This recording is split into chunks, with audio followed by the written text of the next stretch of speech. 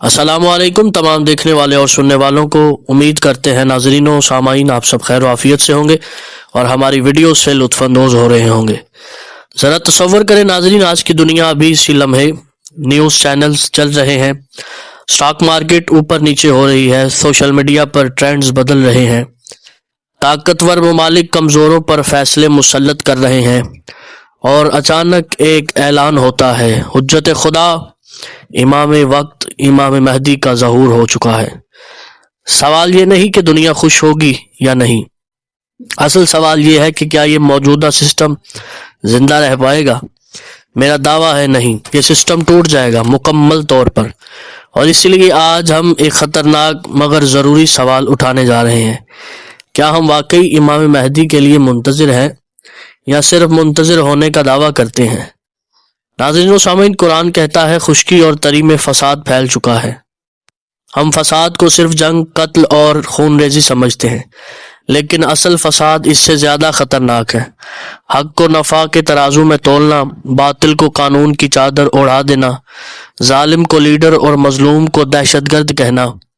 آج کی دنیا میں سب کچھ ہے، انسانی حقوق مگر منتخب انسانوں کے لیے، انصاف مگر طاقتور کے حق میں، آزادی مگر سچ بولنے سے منع۔ یہی وہ دنیا ہے جسے احادیث میں ظلم و جور سے بری ہوئی کہا گیا ہے۔ ناظرین و سامعین، ایک قیمتی نکتہ جو کم بتایا گیا ہے، ظہور سے پہلے دنیا صرف بری نہیں ہوتی، یہ خود کو بہت اچھا ظاہر کرتی ہے۔ سب سے بڑا فریب ہے یہ۔ ناظرین، امام مہدی کسی نئے سسٹم میں اصلاح نہیں کریں گے، وہ سسٹم کو جڑ سے اکھاڑیں گے۔ حدیث کا مفہوم ہے وہ قیام کریں گے جیسا کہ رسول اللہ نے قیام کیا تھا۔ سوچئے، رسول اللہ نے قریش کے نظام سے مصالحت کی تھی؟ نہیں، یا ان کے بتوں کو گرایا تھا، ان کے بتوں کو توڑ دیا تھا۔ آج کے بت کیا ہیں؟ سعودی معیشت، طاقت کی سیاست، میڈیا کا جھوٹ، مذہب کا کاروبار۔ اصل بات کیا ہے ناظرین و سامعین؟ امام مہدی ظالم حکمرانوں سے نہیں ٹکرائیں گے، وہ ان لوگوں سے ٹکرائیں گے جو ظلم کے عادی ہو چکے ہیں، اور یہی وجہ ہے کہ اکثر لوگ ان کے دشمن ہوں گے نہ کہ دوست۔ ناظرین، یہ جملہ سخت ہے مگر سچ ہے، ہر منتظر امام کا ساتھی نہیں ہوگا۔ حدیث میں آتا ہے وہ آئیں گے تو لوگ کہیں گے یہ ہمارا دین نہیں ہے۔ کیوں؟ کیونکہ ہم نے دین کو آسان بنا لیا ہے اپنے نفس کے لیے، حق کو نرم کر دیا ہے اپنی سہولت کے لیے۔ امام مہدی نماز کو زندہ کریں گے، رسم کو نہیں، عدل لائیں گے، مصلحت کو نہیں۔ کم سنی جانے والی حقیقت، سب سے زیادہ مزاحمت دیندار طبقے سے ہوگی، بے دینوں سے نہیں۔ ناظرین و سامعین، لوگ سمجھتے ہیں بس امام آئیں گے اور سب ٹھیک ہو جائے گا۔ ظہور کے بعد حق واضح ہوگا، لیکن قیمت بھی دینی ہوگی۔ عدل آئے گا مگر تمہاری نوکری خطرے میں پڑ سکتی ہے، تمہارا فائدہ ختم ہو سکتا ہے، تمہیں سچ کا ساتھ دینا ہوگا۔ یہ دنیا آرام کی نہیں، قربانی کی ہوگی۔ ناظرین، ہم کہتے ہیں یا امام آ جاؤ، لیکن ہم یہ نہیں کہتے کہ یا امام ہم بدلنے کو تیار ہیں۔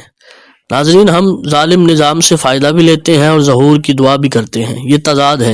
اصل تیاری کیا ہے؟ حق کا ساتھ چاہے نقصان ہو، سچ چاہے تنہائی ہو، عدل چاہے اپنے خلاف ہو۔ ناظرین، اگر امام مہدی آج آ جائیں، کیا تمہاری کمائی پاک ہوگی؟ کیا تمہاری خاموشی ظلم پر نہیں ہوگی؟ کیا تم سچ کا ساتھ دو گے یا سسٹم کا؟ یہی فیصلہ کرے گا تم منتظر ہو یا رکاوٹ ہو۔ ناظرین و سامعین، امام مہدی کسی قوم کا خواب نہیں، وہ انسانیت کا احتساب ہے۔ وہ آئیں گے تو تخت گریں گے، نظام ٹوٹیں گے، انسان بے نقاب ہوں گے۔ سوال یہ ہے کہ ہم کس صف میں ہوں گے؟ امام مہدی کا انتظار وقت کا نہیں، خود کا انتظار ہے۔ ناظرین و سامعین، اکثر لوگ ظہور کی نشانیوں کو کیلنڈر ایونٹ سمجھتے ہیں، فلاں جنگ ہوگی، فلاں ملک تباہ ہوگا، فلاں شخصیت نکلے گی، مگر احادیث کا باریک مطالعہ ایک اور حقیقت دکھاتا ہے۔ اصل نشانیاں واقعات نہیں، انسان کی تبدیلی ہے۔ حدیث کے مفہوم کے مطابق لوگ دین کو الٹ دیں گے، حق اجنبی ہو جائے گا۔ آج سچ بولنے والا ایکسٹریمسٹ ہے، اصول پر کھڑا شخص ریگائڈ ہے، سمجھوتا کرنے والا سمارٹ ہے۔ یہی وہ دنیا ہے جہاں باطل حق کا لباس پہن لے گا۔ یہ نشانی کسی مستقبل کی نہیں، یہ آج کی تصویر ہے۔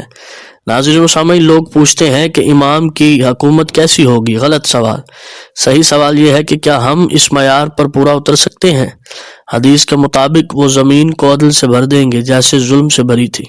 मगर अदल का मतलब है सब बराबर नहीं, बल्कि हर चीज अपनी असल जगह पर, यानी ना अहल हटेंगे अहल सामने आएंगे, रिश्ते, सिफारिश, कौमियत सब खत्म। यही वो मकाम है जहाँ ज्यादा लोग टूट जाएंगे। नाज़रीन व सामीन, अहादीस कहती है इनके खिलाफ सबसे ज्यादा प्रोपोगंडा होगा। सोचिए अगर इमाम आ जाएं तो मीडिया क्या कहेगा। नाज़रीन व सामीन, अफसोसनाक हकीकत, कुछ मौलवी इस बात का हिस्सा होंगे क्योंकि इमाम इनकी दुकानें बंद कर देंगे, इनके फतवों को कुरान पर परखेंगे और ये वो लम्हा होगा जहां दीन और दीनदार अलग हो जाएंगे। नाज़रीन व सामीन, हमने 313 को एक मिस्टिकल नंबर बना दिया है। असल बात 313 का मतलब कम लोग नहीं बल्कि खास लोग हैं। खसूसियात अहादीस के इशारे से है। खौफ नहीं, बसीरत, इबादत के साथ शऊर होगा, तन्हाई कबूल, मगर बातिल से समझौता नहीं करेंगे। कीमती नुक्ता, इमाम महदी को ज्यादा लोग नहीं चाहिए, इन्हें खड़े इंसान चाहिए। नाज़रीन, हम दुआ करते हैं अल्लाहुम्मा अज्जिल वली कल फर्ज। क्या हम जानते हैं कि हम क्या मांग रहे हैं? ये दुआ दरअसल ये कहती है, खुदा मेरे इम्तिहान सख्त कर दे, मेरे फ़ायदे तोड़ दे अगर वो जुल्म से जुड़े हुए हैं। इसीलिए ज़हूर में ताख़ीर वक्त की नहीं इंसान की है। नाज़रीन, तसव्वुर करो इमाम महदी तुम्हारे सामने खड़े हैं और वो ये नहीं पूछेंगे कि तुम किस मसलक से हो, तुमने कितनी दुआएं की। वो पूछेंगे जब हक मुश्किल था तुम कहाँ खड़े थे। नाज़रीन, ज़हूर का दिन खुशी का दिन नहीं होगा, वो सच का दिन होगा और सच हमेशा भारी होता है। आप सबसे इजाज़त चाहूँगा, हमारा मौजू यहीं पर ख़त्म होता है। अगर आज की वीडियो ने आपके दिल को झंझोड़ा हो तो आपसे गुजारिश करूँगा कि वीडियो को आगे दोस्तों में शेयर कीजिएगा, चैनल को ज़रूर सब्सक्राइब कीजिएगा और बेल आइकन के बटन को लाजमी प्रेस कीजिएगा ताकि आने वाली हर वीडियो का नोटिफिकेशन आपको मिल सके। अपना बहुत सारा ख्याल रखें और मेरे हक में दुआ कीजिएगा। अस्सलामु अलैकुम व रहमतुल्लाहि व बरकातुहू।